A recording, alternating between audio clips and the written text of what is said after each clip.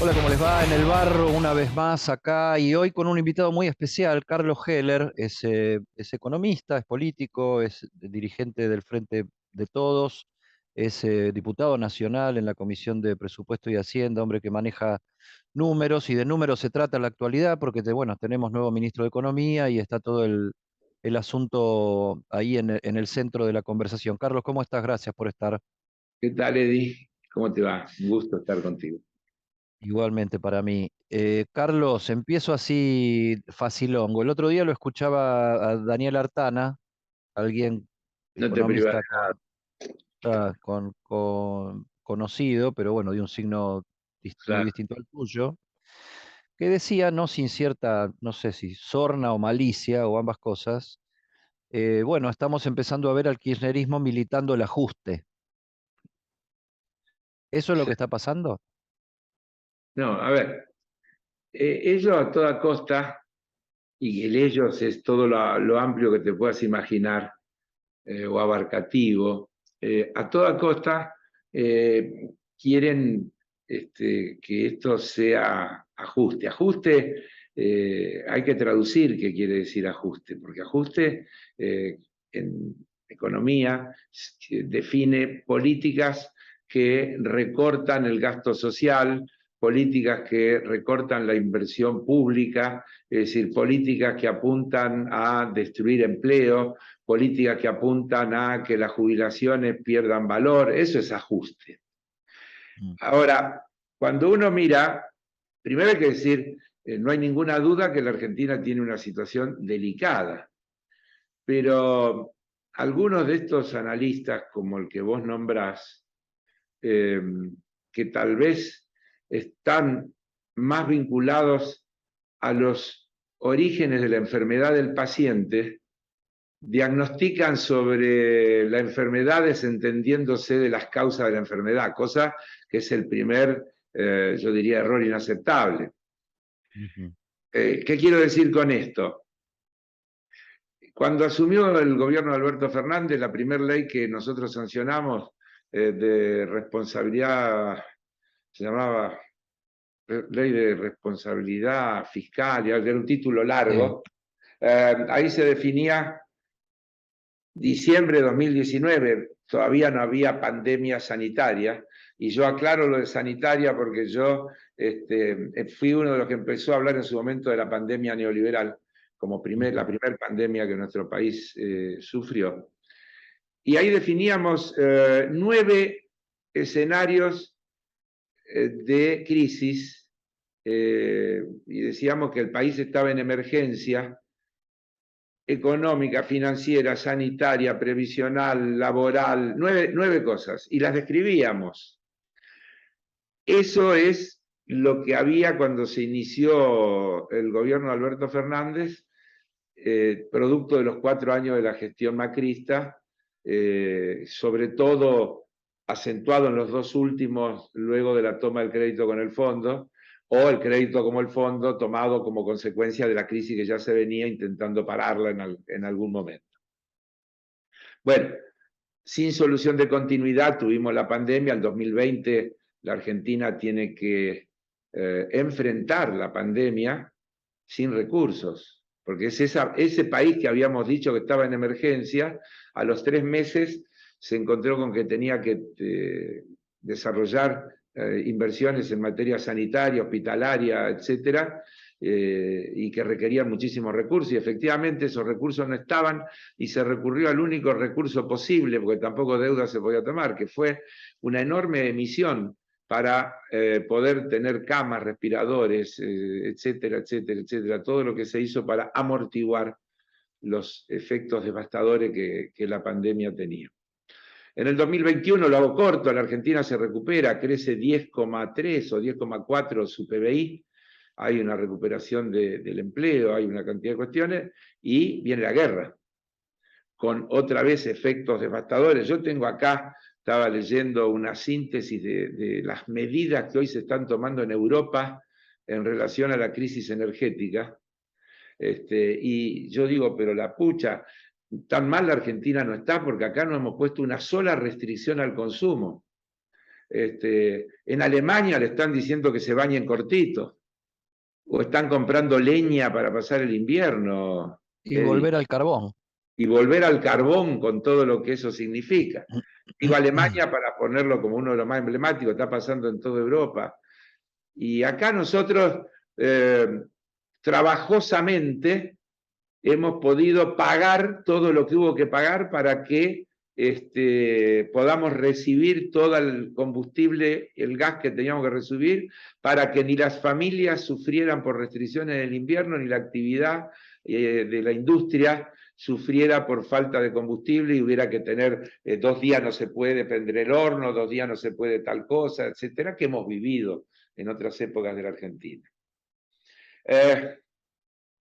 En ese marco, la Argentina hace un acuerdo con el fondo, que también me tomo la licencia de decir lo que dije el día que se trató, como miembro informante, y que votó a favor y que planteó que había que votar a favor. Dije, no hay acuerdos buenos con el fondo. Lo que no hay que tener deuda con el fondo. Entonces, el pecado está en la deuda. Puesto en la deuda, discutamos cuál es la mejor solución. Y yo dije, no hay mejor. Encontramos la menos mala de las soluciones posibles. Y creo que se llegó a un acuerdo que es eso, el menos malo de los acuerdos posibles.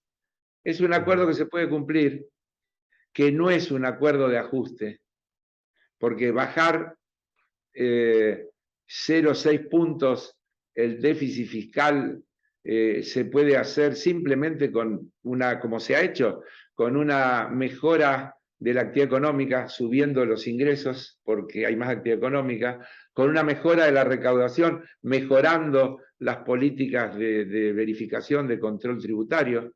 Y creo que son objetivos que se pueden cumplir.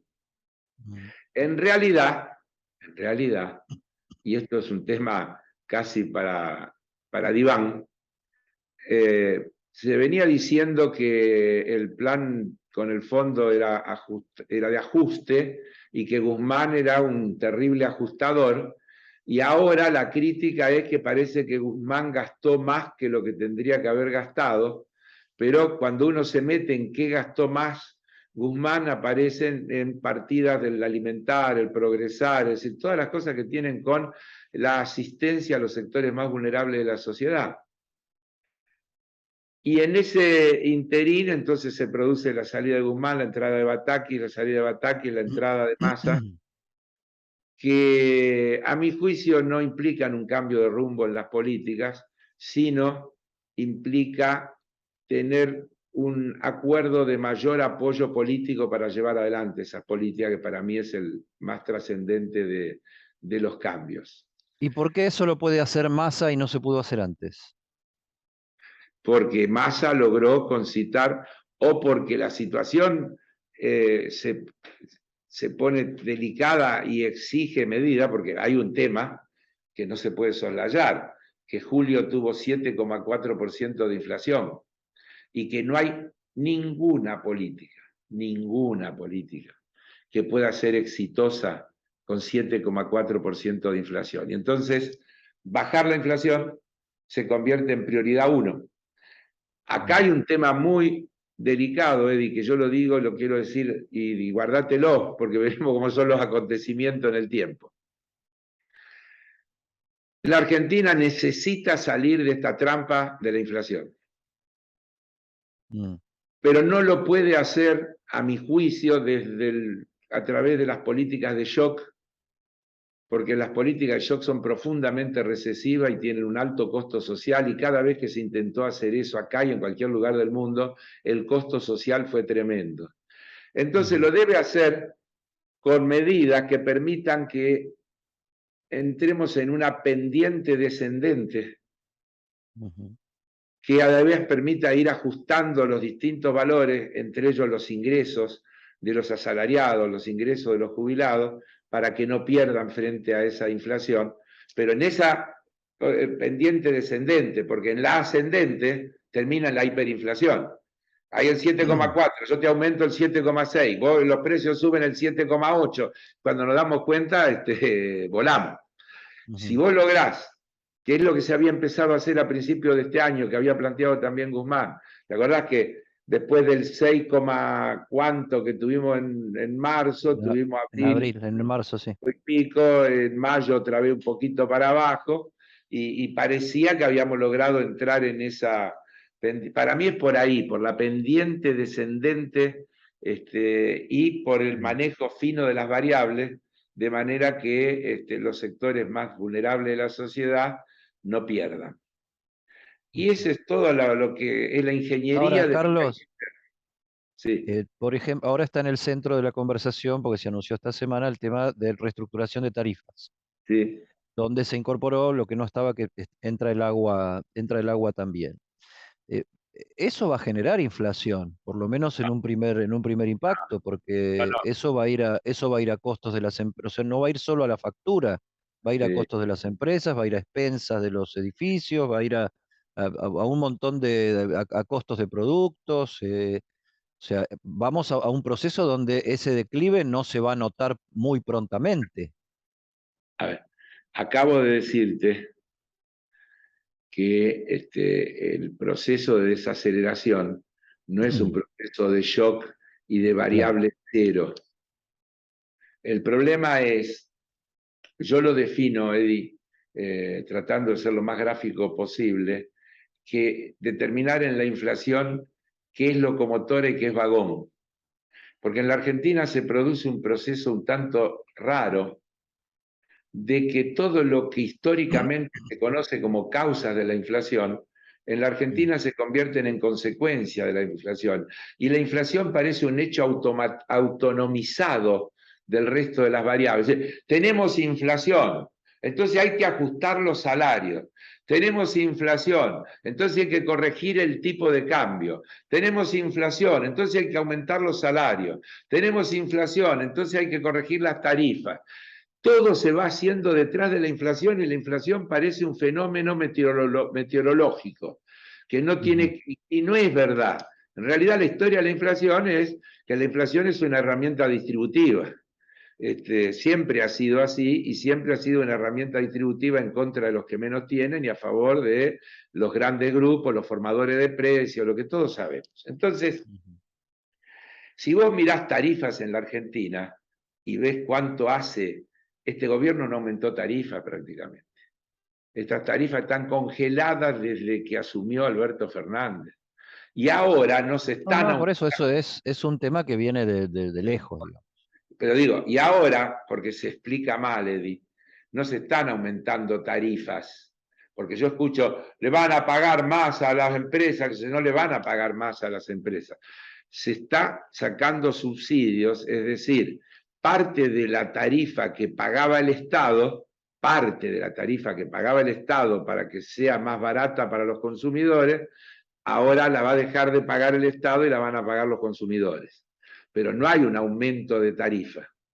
Las tarifas siguen congeladas en los valores en que estaban congeladas. No es un dato menor, no es un dato menor, porque esta es una No, medida, no es un dato menor, pero a la hora de fijar un costo va a ser más alto. sí, pero tal cual está diagramado, obvio, todo lo que todo. Y el tipo de cambio que aumenta todos los días 20 centavos también hoy es más alto que Claro. ayer. Pero no, si se queda paralizado, nadie te va a exportar porque te van a decir que el tipo de cambio está atrasado. Por eso es un manejo fino de las variables y yo hablo de proceso de descenso de la pendiente. Si yo tengo 7% de inflación y ajusto el tipo de cambio un 5%, no puedo decir que hubo una devaluación. Hay una Ujú. corrección cambiaria que va acompañando de atrás a la inflación. Y eso vale para las tarifas y vale para todas las variables. Ahora, vos To- to- fijate, toda toda esa complejidad es la que... Sí, dale, déjame dale. terminar esta idea nada más.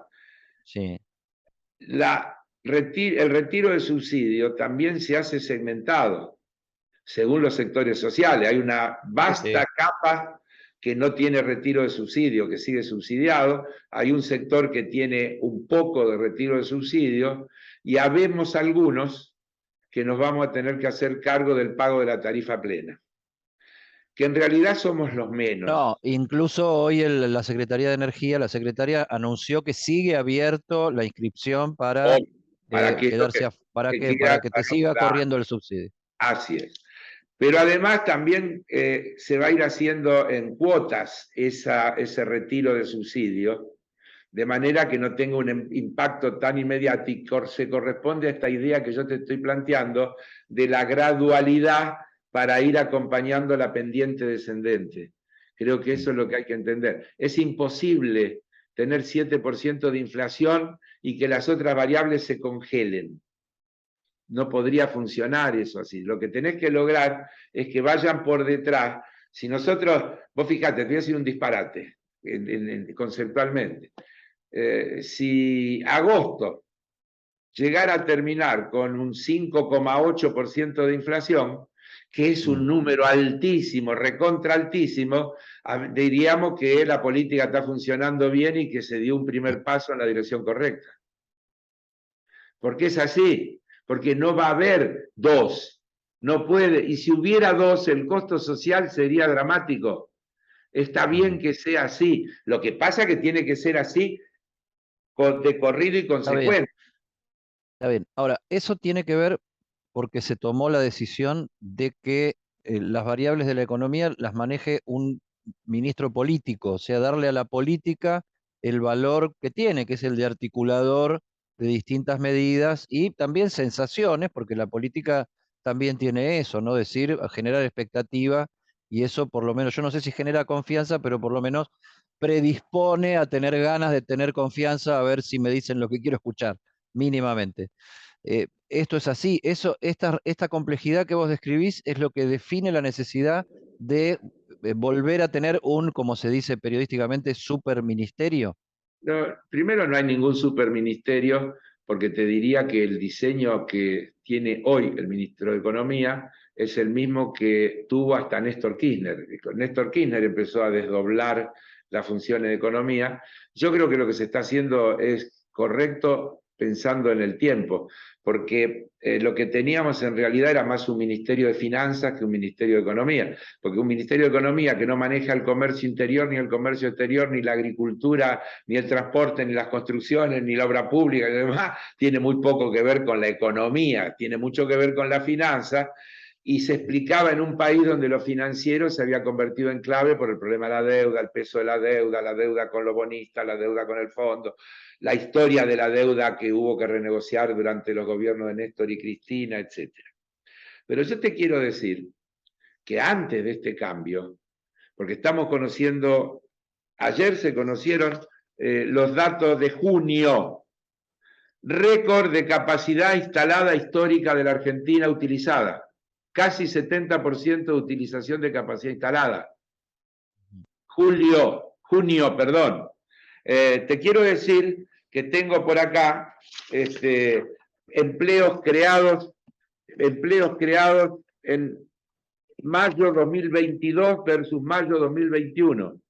Empleo registrado, 581.000 puestos de trabajo creados, de los cuales, mayo 2021, mayo 2022, de los cuales el 41%, porque esto también dice, no, porque esos son todos monotributistas, son todos no sé qué. Bueno, el 41%, 239.593 son empleo asalariado en el sector privado y el 13,8, 79.898 empleo asalariado en el sector público, lo que da que el 55% del empleo creado es empleo registrado asalariado. Y el resto tiene que ver con trabajo independiente autónomo, trabajo independiente en monotributo, y trabajo independiente en monotributo social son solo 65.000 casos de los 581.000 que se crearon.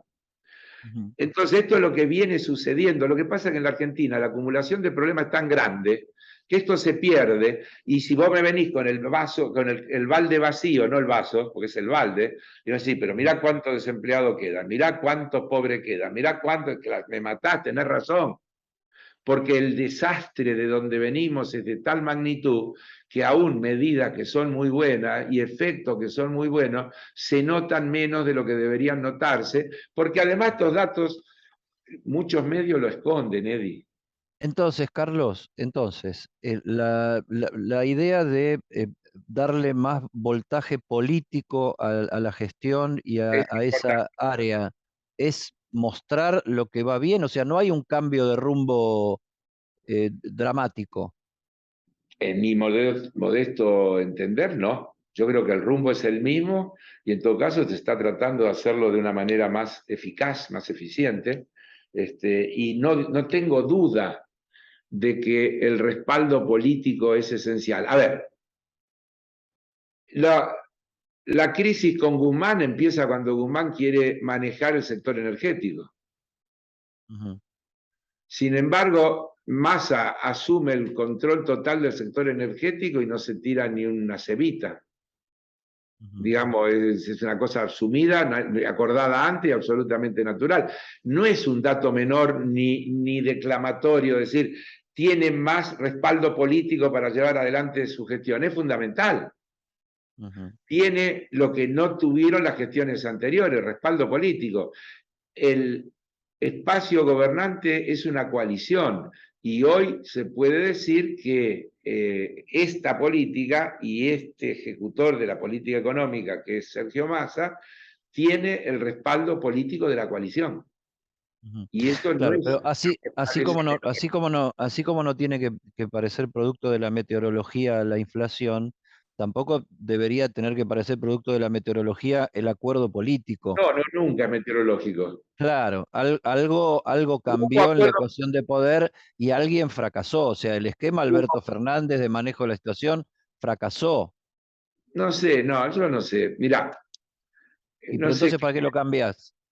no, no, lo que no, evidentemente, el apoyo político que tenía la gestión con el ministro Guzmán y el diseño de las políticas económicas que llevaban a cabo, no podían avanzar, a pesar de que yo te voy a llenar de datos que te voy a mostrar que hasta la salida de Guzmán la economía no hizo otra cosa que crecer. Mirá, te lo sigo diciendo, solo para ver cuántas cosas a veces nos comemos.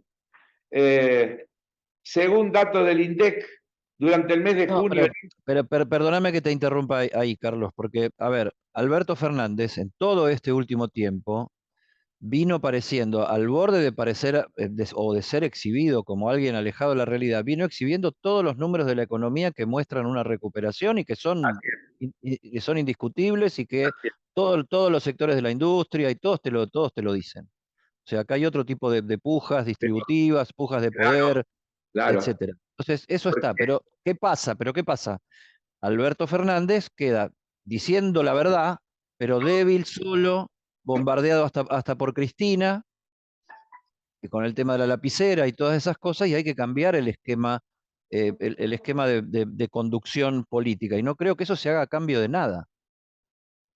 bien, a ver, el primero negar el valor que tienen las personas y los protagonistas en los procesos eh, no económicos, en los procesos de la vida de los países, Ujú. sería una falta de respeto, casi diría. ¿Cómo no va Sí. a tener que ver con los roles y con los protagonistas? Ahora, no hay ninguna duda que una coalición es una fuerza política donde convergen distintas expresiones que tienen denominadores comunes y diferencias, que además son variables, no necesariamente son estáticos. El denominador común que hizo que se conformara esta coalición fue que había que ganarle a Macri. Y la líder de este espacio político, indiscutida y con mayor apoyo dentro de lo que es este segmento, este espacio político, tuvo la visión estratégica de que para ganarle a Macri había que ampliar la coalición incorporando otros sectores que no pensaban exactamente igual que el sector que componía esto que era, digamos, unidad ciudadana, antes para definirlo. Sí, sí, desde ahí lanzó Cristina la propuesta. Frente de todo no es unidad ciudadana, es una coalición distinta con otros componentes. Y eso indudablemente genera tensión porque si no hubiera matices, si no hubiera tensiones, no habría una coalición, habría una fuerza política. La coalición explica la existencia permanente de esos matices y hay que asumirlos como tales. La gravedad de los hechos creo que llevó a que otra vez esos matices pasen a un segundo plano y se priorice la coherencia en respaldar una gestión que permita salir adelante. Y esto es lo que se hizo y se Ahora, buscó un protagonista con más peso político que los anteriores. Y ahí un aparece... protagonista, un protagonista con más peso político que los anteriores, que es, a ver, según mi definición, el más parecido a los opositores, porque Massa es el más parecido, incluso no solo en su discurso, en su procedimiento, en sus alianzas previas, en sus amistades. Mirá el bruto despelote que armó solo la designación de Massa en Juntos por el Cambio, que salió Carrió ahí a decir que El pelote prácticamente lo armó, el pelote lo le armó pueden venir Carrión. a romper la alianza. Claro. El despelote lo armó Carrión, no Massa. Porque no, No, pero es el movimiento de piezas, o sea, si no era Massa, eso no pasa. Hasta obvio, ese momento, Massa obvio. era un correctísimo interlocutor del acuerdo con el fondo que le permitió a la oposición quedar como salvadores de la patria, casi, en su No, discurso. no, perdón, perdón. Vamos un poquito más atrás. Está lindísimo que este debate me encanta. Vamos un poquito más atrás. Cristina dice en alguno de los discursos últimos, la gravedad de la situación requiere de un acuerdo de todas las fuerzas políticas lo más amplio posible porque esto si no no se puede resolver.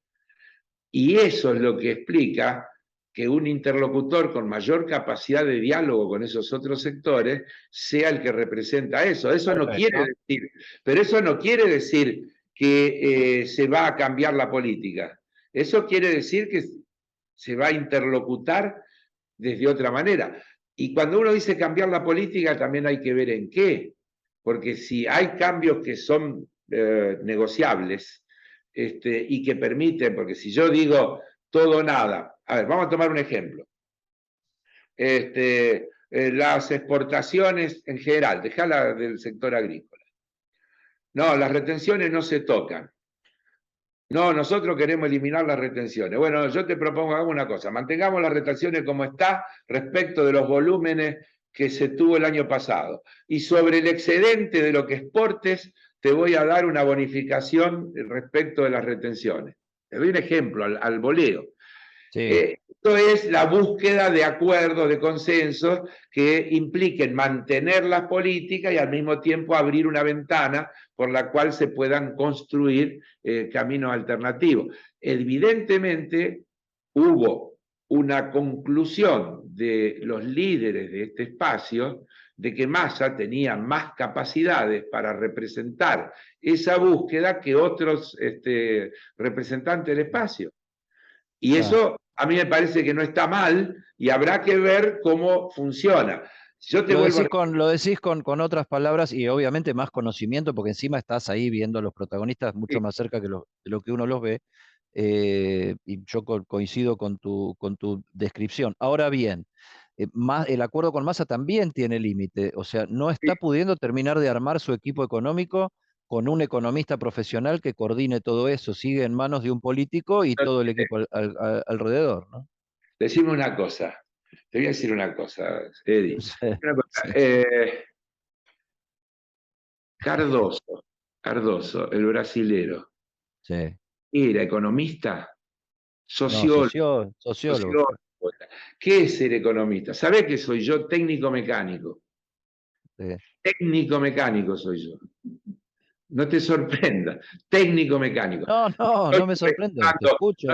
no estoy subestimando, porque hay cuestiones que requieren idoneidad profesional y título habilitante para firmar un balance, para hacer una cantidad de cosas, pero yo que no soy economista, me apoyo en un grupo de expertos, de economistas que me asesoran, y que, bueno, he aprendido gracias a eso un montón de cosas, y viste que parezco que fuera economista. Vos me decís, me Sí, presentáis. te presenté como economista, sí. Claro. Bien, yo no tengo ningún prurito al respecto, por eso lo hago un poco chichoneándolo. Quiero decir que esa historieta que se hizo es más historieta que otra cosa, porque los colaboradores son colaboradores, aportan insumos, aportan ideas, pero las decisiones las toman los que lideran. Mm. El secretario de Políticas Económicas no puede ser el que fije las políticas económicas. Las políticas económicas las va a fijar el equipo económico liderado por el ministro y en última instancia el presidente de la nación, porque por más superministro que sea, los ministros dependen del presidente de la nación todos. Absolutamente, absolutamente. Ahora después viene Cristina y te dice qué funcionario funciona y qué funcionario no funciona. Y eso vale la política y la decisión política y la cintura política, pero vale también la capacidad técnica de resolver las cuestiones. O ¿Quién sea, dice que no? no, Yo no dije, no yo es no que la subestimé política mata la técnica. Yo coincido con vos, la política es fundamental y un no, conductor político tiene que yo te rodearse de dije, buenos asesores. yo te Ahora, dije el principal asesor no está llenando la silla y nadie me dijo que no la querían llenar. Perdón, vuelvo a repetir, no sé si es el principal asesor, el secretario de Política Económica, es una manera de verlo. Yo creo que el principal asesor es el equipo en general y yo no sé si el secretario de Política Económica es más importante que el secretario de Hacienda en una gestión como esta. No sé, lo discutiría.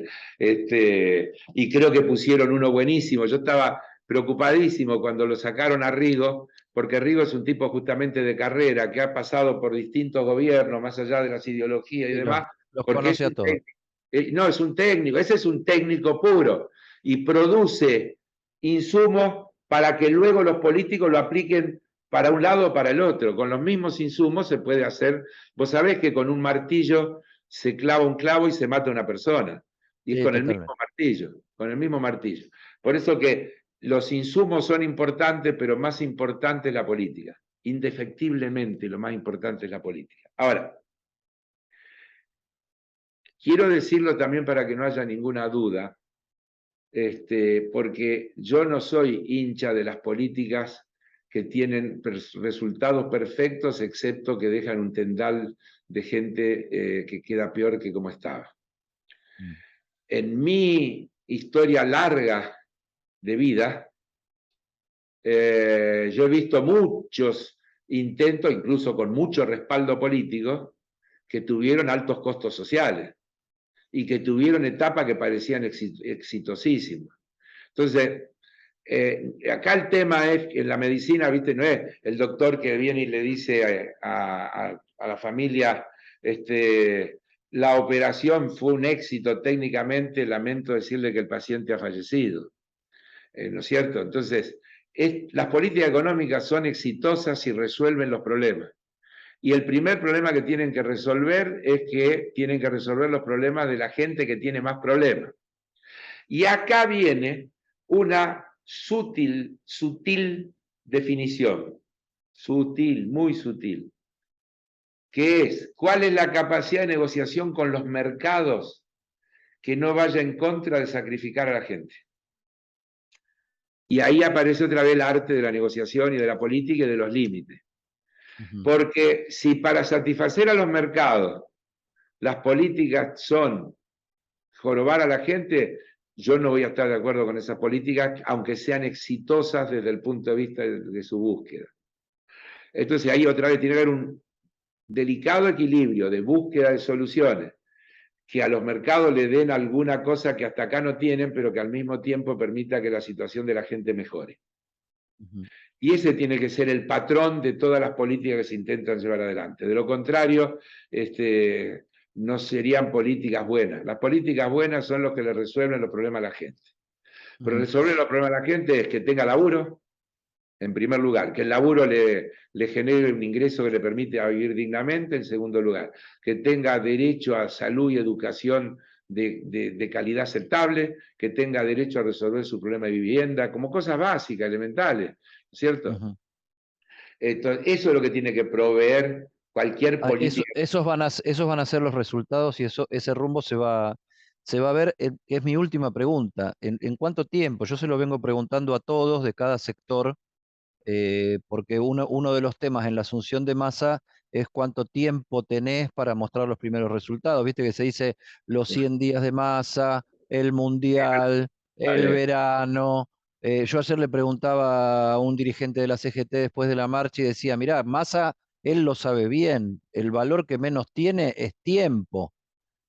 Y nosotros también lo sabemos y por ahora se lo vamos a dar. O sea, hay gente con capacidad de maniobra o de respuesta o de queja que está diciendo no tenés todo el tiempo del mundo. Vos que tenés más experiencia en mirar procesos, en análisis económico y sin pretender que seas un gurú, que no lo sos, ¿cuánto tiempo tiene Massa? Hablando mal y pronto. No, es que yo no puedo responder así, porque la política es una ciencia social y la ciencia social tiene que ver con la sociedad, con la gente. Yo te voy a decir una cosa. El 2021 la Argentina lo terminó muy bien y cuando vos mirás a nivel mundo, tuvimos uno de los mejores procesos de recuperación a escala global.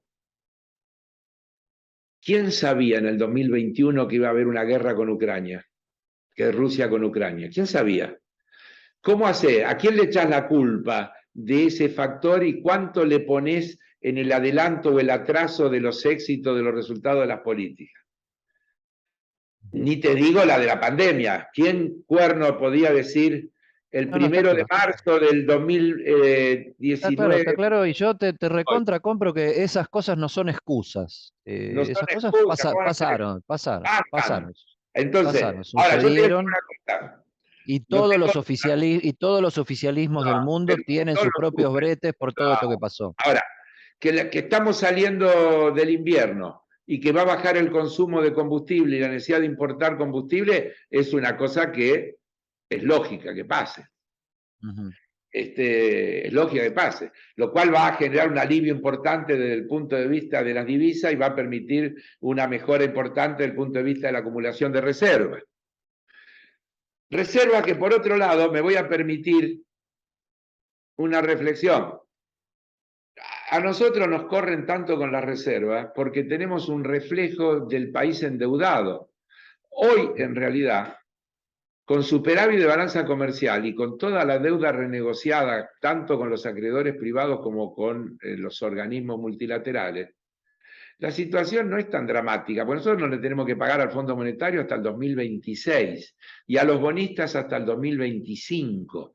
Por lo tanto, en la medida en que seamos capaces de mantener un superávit de balanza comercial, no mm, tenemos una situación tan dramática. Lo que hay es una operación permanente, estática, de que la Argentina necesita devaluar.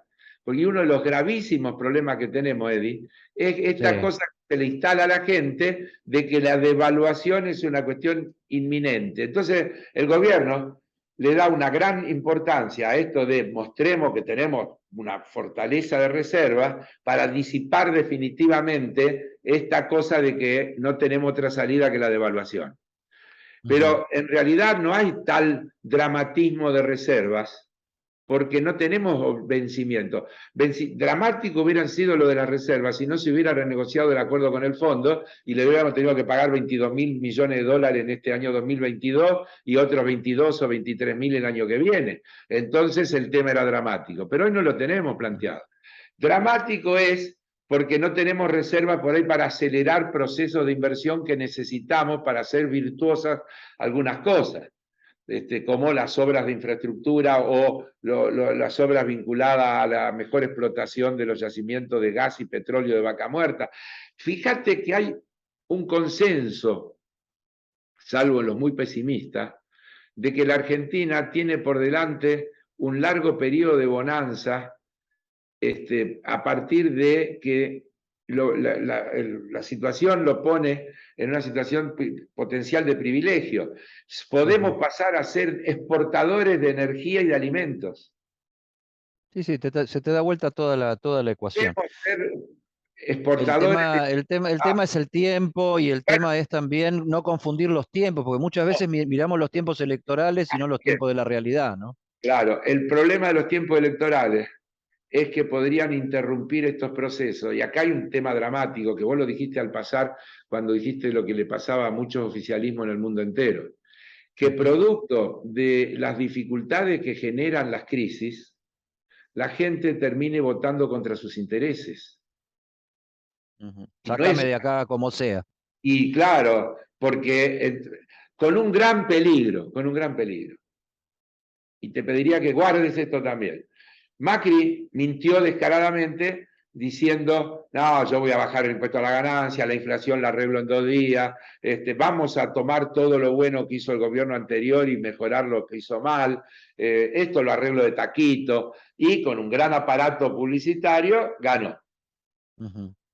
Ahora están desembosados, dicen tenemos que hacer en 100 horas esto y tenemos que ir por la reforma laboral y tenemos que ir por la reforma previsional. Es decir, le están diciendo a la ciudadanía que si ellos vuelven a ganar, van a hacer el ajuste que no lograron terminar de hacer en la gestión anterior, rápido, quirúrgicamente. Y lo están diciendo, vos fíjate que lo dicen todos los días ellos cuando hablan, no, acá hay que hacer indefectiblemente la reforma laboral, porque dice, claro, tenemos trabajadores negros, saquémosle la indemnización, las vacaciones, las jubilaciones, qué sé yo, y blanqueémoslo. Muchachos, no le engañen hacia la gente. Si le sacás todo eso, ¿qué diferencia hay entre el trabajo en blanco y el negro? El trabajo en blanco es un trabajo con derechos. Si le eliminás los derechos, da lo mismo si es en blanco o en negro. Entonces... Me quedo, Carlos, con esa palabra, con esa definición final. Bueno, Carlos Heller, técnico mecánico. Es lo que hay. Gracias por esta conversación, Carlos. El abrazo de siempre. Chau, chau.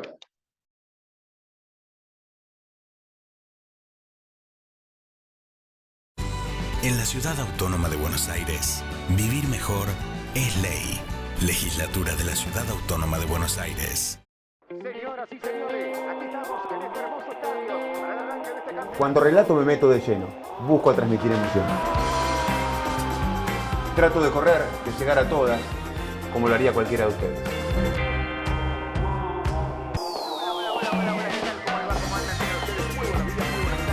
Eso mismo es lo que hago todos los días en las 2 ediciones de F90.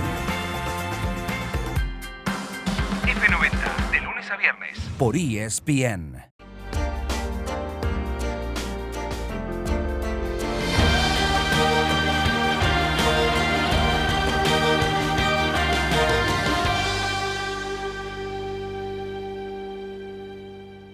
Desconectate para recargar energías en lugares únicos. Jujuy, energía viva. Gobierno de Jujuy.